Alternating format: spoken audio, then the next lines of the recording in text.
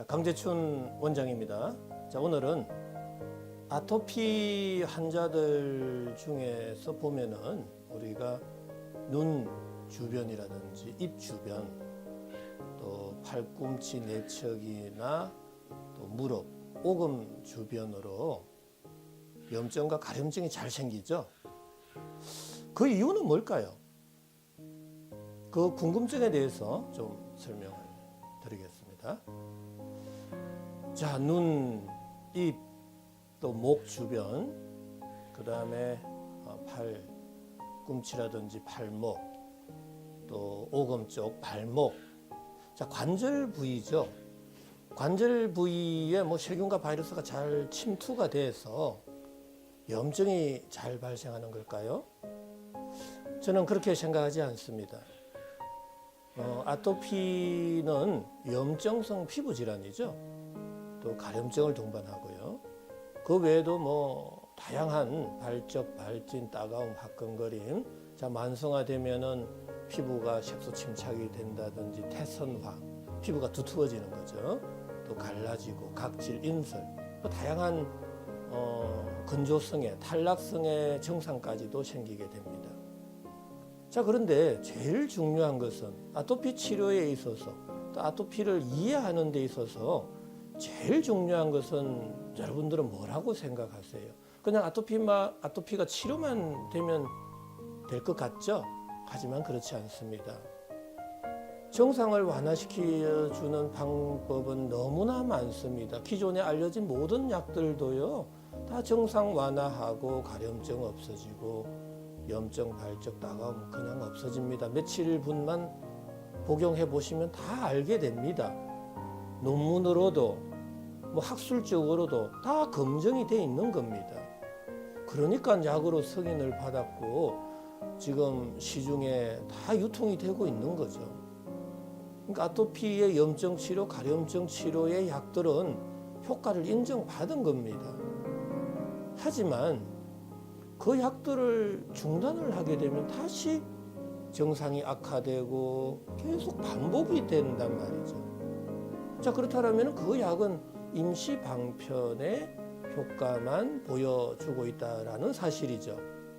그리고 한간에서는 별의별 좋은 민간 식품들이 난무하고 있습니다. 하지만 그것도 조금 낫는 듯 하지만 또 다시 염증과 가려움증이 발생하잖아요. 자, 그런 이유는 다 뭘까요? 라는 이야기입니다. 자, 효과는 있지만 근본적인 치료가 안 되는 이유, 또 염증과 가려움증이 관절 위주로 많이 발생하는 이유.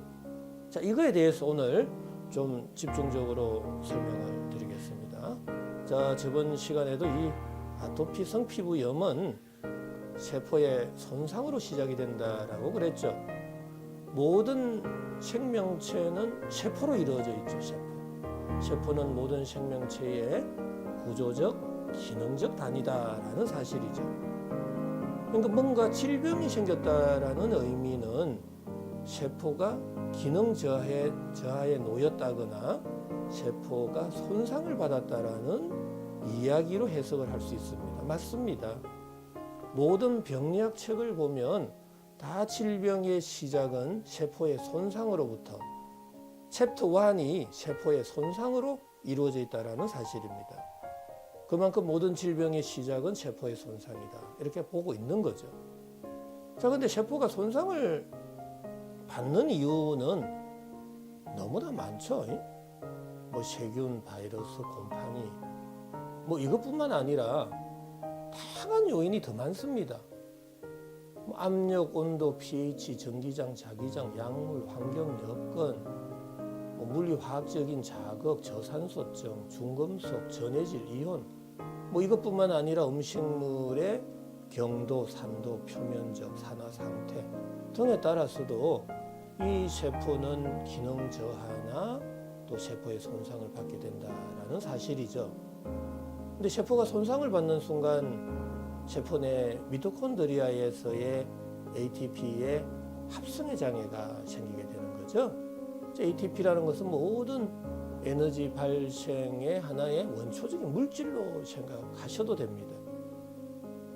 자, ATP가 ADP로 되고 인산이 빠져나오는 과정 속에서 7.3kcal의 열 에너지가 발생하는데 그 열 에너지에 의해서 우리는 모든 생명체는 걷고 말하고 생각하고 다 생명 활동을 영위하게 된다는 사실입니다. 자, 그런데 이 세포가 손상을 받는 순간 세포 내 미토콘드리아에서의 ATP의 합성에 장애가 생기고 그때 열 에너지 발생량이 감소하게 되고 그렇다면은 뇌를 포함한 이 오장육부의 온도, 심부 온도가 내려가게 된다라는 사실입니다. 자, 심부 온도가 내려간다는 의미는 체온 조절 중추 시상 하부에서 가만히 안 있겠죠. 체열의 방출을 빨리 줄여서 체온의 항상성을 끊임없이 유지하려고 하게 됩니다. 그때 손발끝에서부터 서서히 모공을 닫아버리게 되죠. 자, 그 이후에 우리는 일상적인 활동을 하고 일을 하고 뭐 행동을 하고 공부도 해야 되고 연애도 해야 되고 다양한 활동을 하게 되는데 그때 내 몸속에서는 열이 발생합니다. 열 에너지가. 그럼 그 열 에너지는 지금 어디로 이동을 해서 방출을 해야 되는 거죠 라는 건데 열 전달이라는 책을 보시면은 열 에너지는 이 전도, 대류, 복사, 정발 네 가지 타입으로 항시 높은 에너지 준위에서 이 낮은 에너지 준위로 흘러가게 되는 겁니다. 자, 근데 그 루트는 대체적으로 구멍, 관절, 마찰이 많은 곳이다라는 거죠. 자, 그러면은 아토피 환자들의 특징을 한번 잘 보세요.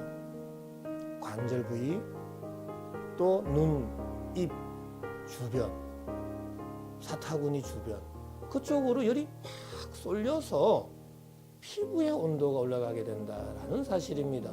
자, 피부의 온도가 올라가는 게 바로 우리가 인플라메이션 염증이다라는 사실이죠. 자, 기존의 의학과는 상당히 다른 이야기입니다. 기존의 의학은 뭐 보이지도 않는 세균과 바이러스가 몸에 들어가서 항원, 항체 반응을 일으키는 과정 속에서 다양한 염증성 매개 물질이 생겨서 염증이 발생했다라는 것이고요. 저의 이론은 체온을 조절해주는 과정 속에서 체온이 떨어져서 심부온도가 떨어져서 모공이 닫혀서 열이 어느 제한적으로 방출이 되는 과정 속에서 방출되는 부위의 피부 온도가 올라가서 염증이 됐다라는 이야기입니다. 완전한 차이가 있는 거죠. 병리 기전이요.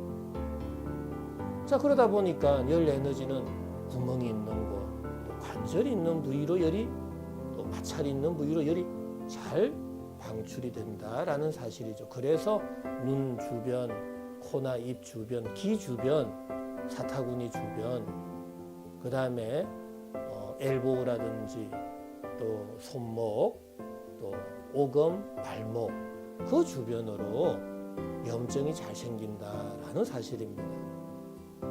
자, 그리고 아토피 환자의 또 특징적인 증상 중에 하나는 가려움증인데요. 자, 모공은 닫혀져 있고 내 몸에서 열은 발생하고 열이 방출이 잘 안 될 때 강제적으로 모공을 열게 된다라는 사실입니다.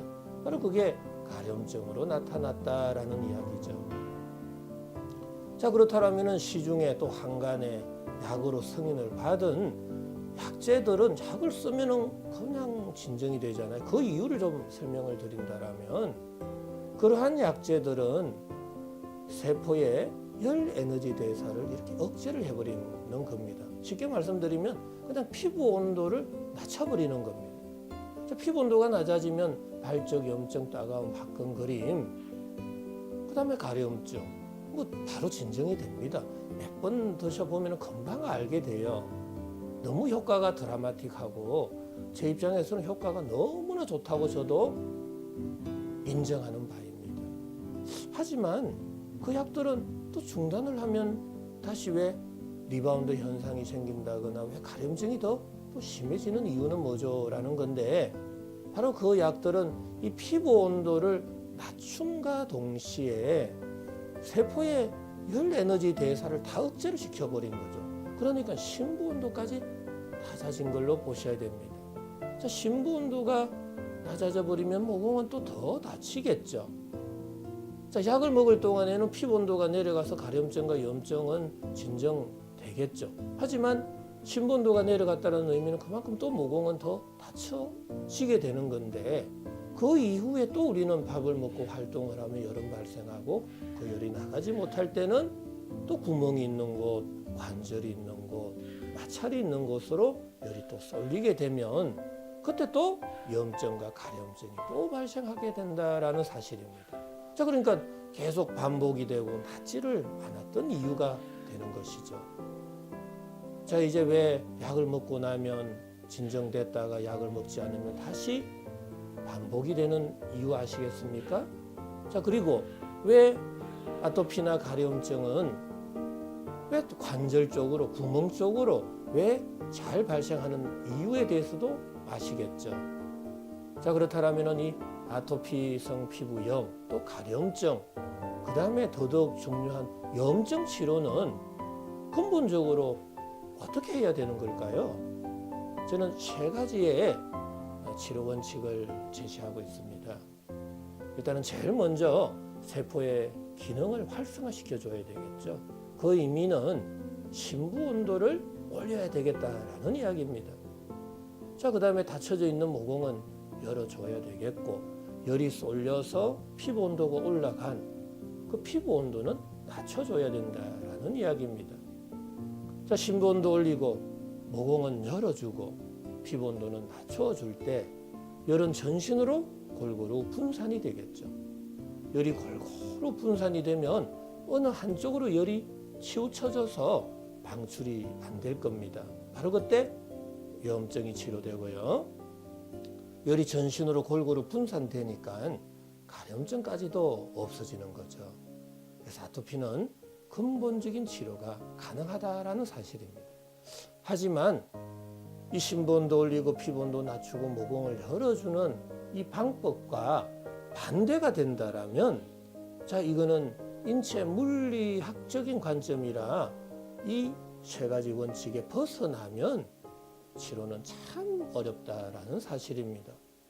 자, 모공을 닫아버린 이후에 밥을 먹고 활동을 하면 또 열이 방출이 안 되니까 가려움증은 더 생길 것이고요. 그러니까 절대로 이 가려움증은, 아토피는 그냥 친구처럼 같이 지내라라고 표현하는 사람들이 너무나 많습니다. 하지만 그건 너무나 잘못된 의학 상식입니다. 반드시 아토피는 치료될 수 있다라는 사실이고, 그 치료될 수 있다라는 그 기반에 어떤 원칙이 있다라는 사실입니다. 그래서 3대 원칙을 지켜가면서 아토피 가려움증을 치료해 보시기 바랍니다. 자, 오늘은 이 아토피 중에서도 왜 관절 쪽으로 많이 염증과 가려움증이 발생하는지, 또 기존의 약들은 효과는 정말 좋은데 왜 약을 중단하면 또 더 심해지는지에 대해서 설명드렸습니다.